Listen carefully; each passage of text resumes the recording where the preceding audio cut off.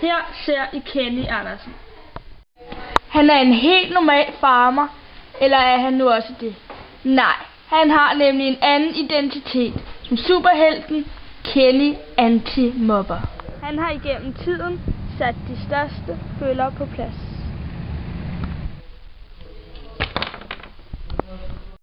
Åh nej, det er jo mobbealarmen. Puh! Nu er jeg klar til at klare sagen. Ej, du er altså bare så grim. Ja, prøv at se dig selv. Du skal bruge en badering for at stramme maven ind.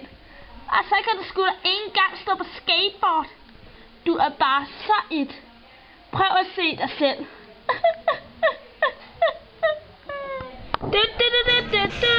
Nu kommer jeg, Kenny Anti-Mobber. Tak skal du have, her Anti-Mobber.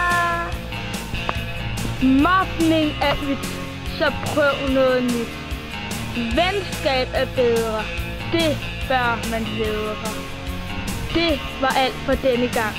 Farvel, og husk, Kenny Anti-Mobber vil altid hjælpe dig.